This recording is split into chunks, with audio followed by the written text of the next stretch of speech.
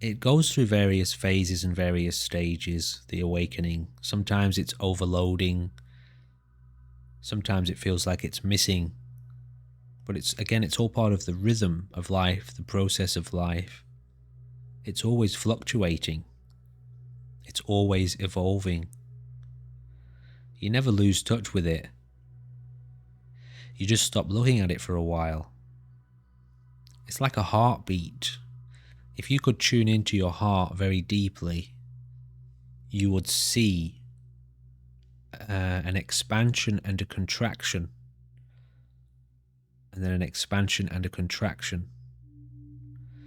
If you zoomed in to the inside of one of your veins in your body, every so often there would be a huge rush of blood as the heart pumps. It would rush, and then it would just very briefly slow down and then rush.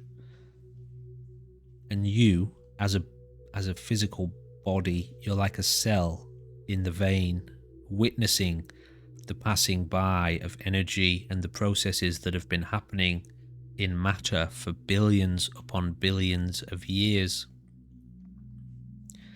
But a lot of people don't see it because they're not observant enough. They're still experiencing it, but they don't know what they're experiencing because they're not watching, they're not witnessing it.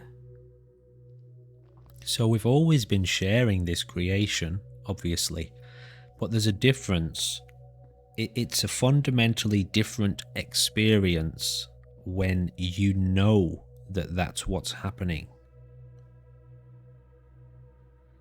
If you are conscious that that is what is occurring, you experience it differently. If there's 100 people walking along a path together and they're all holding hands, they're all in the same place, they're all walking in the same direction. But if most of those people have got their head down on the ground, they're going to be talking and thinking about things that they see on the floor, and they'll be very closely connected with everyone else who's looking at the floor, and they'll be able to talk about because they're all looking at the floor.